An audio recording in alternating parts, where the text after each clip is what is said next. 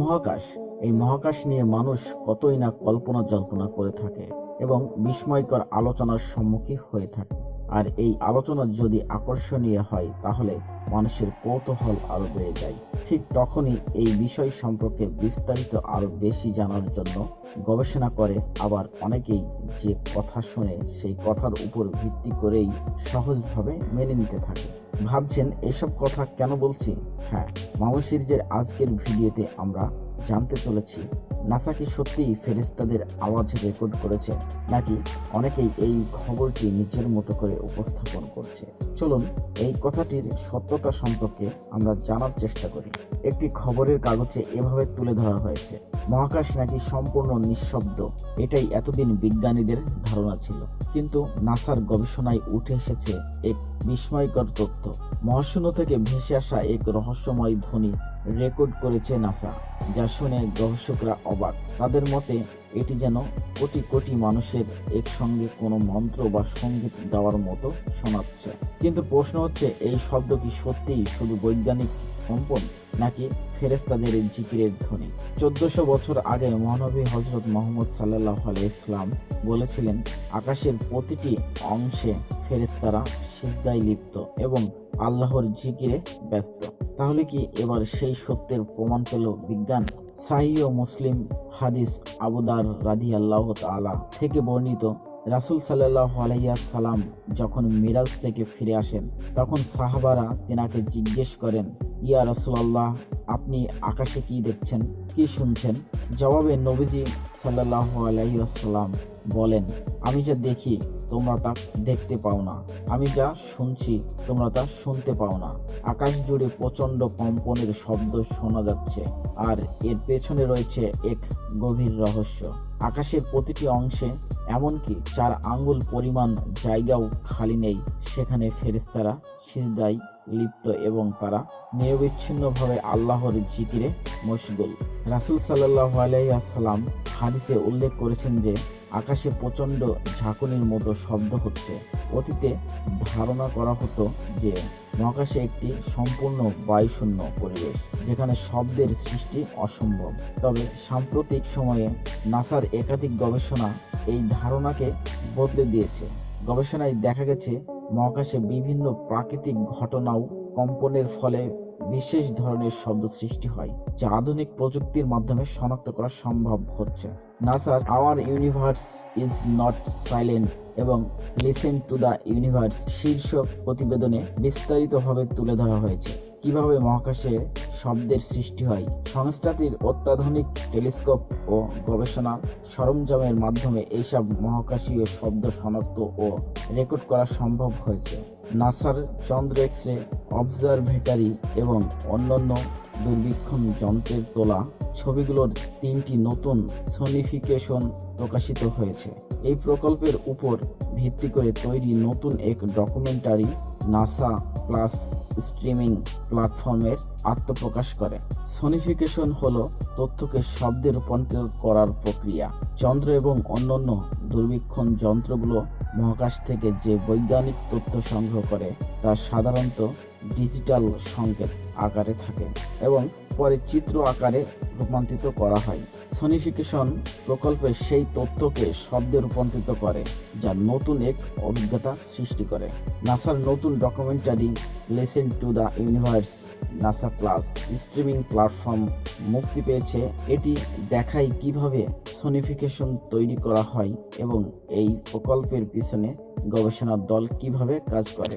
2020 সালে শুরু হয় এই প্রকল্পের মূলত দৃষ্টি প্রতিবন্ধীদের জন্য মহাকাশের তথ্য সহজলভ্য করার লক্ষ্যে শুরু হয়েছিল। পরবর্তীতে এটি ব্যাপকভাবে জনপ্রিয়তা লাভ করে এবং বিশ্বব্যাপী দর্শক ও শ্রোতাদের কাছে পৌঁছে যায়। নাসার চন্দ্র প্রোগ্রামের ভিজুয়ালাইজেশন ও প্রযুক্তি বিষয়ক বিজ্ঞানী কিম্বারলি আরক্যান্ড বলেছেন, আমরা নাসা প্লাস এবং সিস্টেম সাউন্ডের সঙ্গে অংশীদারিত্বে এই গল্পটি বলতে পেরে অত্যন্ত আনন্দিত।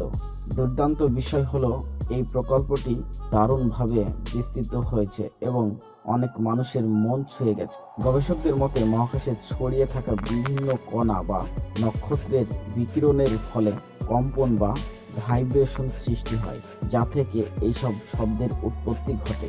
মূলত এসব শব্দ ইলেকট্রোম্যাগনেটিক তরঙ্গ হিসেবে থাকে, যা পরবর্তী সময়ে শব্দ তরঙ্গে রূপান্তরিত করা হয়। লক্ষ্য করলে দেখা যাবে 1400 বছর আগেই রাসূল সাল্লাল্লাহু আলাইহি ওয়াসাল্লাম উল্লেখ করেছিলেন যে আকাশে কাঁপুনির মতো শব্দ হয়। নাসা বর্তমানে বলেছেন এই শব্দগুলি কাঁপুনির কারণে সৃষ্টি হয়। এমনকি গবেষণার সাথে যুক্ত একজন বিজ্ঞানী মন্তব্য করেছেন যে শব্দ শুনে তার মনে হয়েছে যেন একত্রে বিলিয়ন বিলিয়ন মানুষ গ্রেগরিয়ান চান্ট গাইছে।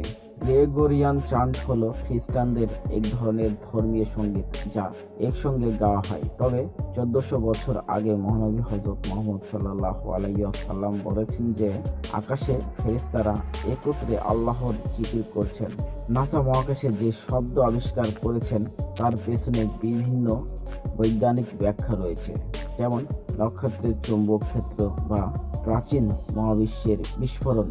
তবে এই শব্দের বর্ণনা মহানবী হযরত মুহাম্মদ সাল্লাল্লাহু আলাইহি ওয়াসাল্লাম হাদিসের সাথে সঙ্গতিপূর্ণ, যেখানে তিনি 1400 বছর আগে বলেছিলেন যে আকাশে ফেরেশতারা একত্রে আল্লাহর জিকির করছেন। যদিও নাসা এর বৈজ্ঞানিক ব্যাখ্যা দিয়েছে, তবে এই শব্দগুলো প্রকৃতপক্ষে ফেরেশতাদের জিকিরের ধ্বনি কিনা তা কেবল আল্লাহই জানেন। অনেক নিউজ চ্যানেলে এই খবর প্রচার করেছে। নাসা বলেছে মহাকাশে ফেরেশতাদের আওয়াজ শোনা গেছে। আমরা যখন গুগলকে এই প্রশ্নটি করি তখন এআই ওভারভিউ থেকে এই কথাগুলো উঠে আসে। না, নাসা মহাকাশে ফেরেশতাদের কথা শুনতে পাননি। তবে দাবি করা হয়েছে যে নাসা মহাকাশে শব্দ ধারণ করেছে এবং আন্তর্জাতিক মহাকাশ স্টেশন আইএসএস থেকে তোলা ছবিতে মহাকাশে ফেরেশতা দেখানো হয়েছে। ব্যাখ্যা: শব্দ তরঙ্গ পরমাণু এবং অণুতে কম্পনের মাধ্যমে ভ্রমণ করে, যা বায়ু এবং জলের মতো মাধ্যমে উপস্থিত থাকে। যেহেতু মহাকাশে বেশিরভাগই একটি শূন্যস্থান, তাই শব্দ তরঙ্গের মধ্য দিয়ে ভ্রমণ করার জন্য কোনো মাধ্যম নেই, তাই মহাকাশের শব্দ শোনা সম্ভব নয়। কিন্তু লোক দাবি করেছে যে নাসা মহাকাশে শব্দ ধারণ করেছে, যেমন একটি গর্জনকারী শব্দ। নাসা গ্যালাক্সির ক্লাস্টারের শব্দ ধারণ করেছে, যার মধ্যে দিয়ে শব্দ তরঙ্গ ভ্রমণ করার জন্য যথেষ্ট গ্যাস রয়েছে। 2022 সালের সেপ্টেম্বরে ইউরোপীয় মহাকাশ সংস্থা ইএসএ মহাকাশচারী সামান্থা ক্রিস্টোফোরেটি এমন ছবি টুইট করেছিলেন যেখানে একটি মহাকাশ ফেরেশতা দেখানো হয়েছিল। তবে ছবিগুলোতে আসলে সোয়ুজ মহাকাশযানকে আইএসএস এ প্রবেশ করতে দেখা গেছে। সত্যিই সৃষ্টিকর্তার সৃষ্টির নিদর্শন অতুলনীয়। তিনি জানেন এই মহাবিশ্বের সকল রহস্যের শুরু থেকে শেষ পর্যন্ত। আমি এই বিষয়টা আমার মতো করে জানার চেষ্টা করেছি এবং আপনাদের মাঝে তুলে ধরার চেষ্টা করেছি।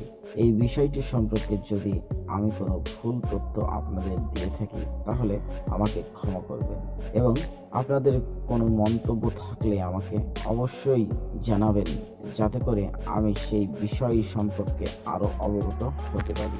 আপনাদের মাঝে আবারও ফিরে আসবো অন্য কোনো ভিডিও নিয়ে। সকলের সুস্থতা কামনা করে আজকের মতো এখানেই শেষ করছি। সকলেই ভালো থাকবেন। ধন্যবাদ।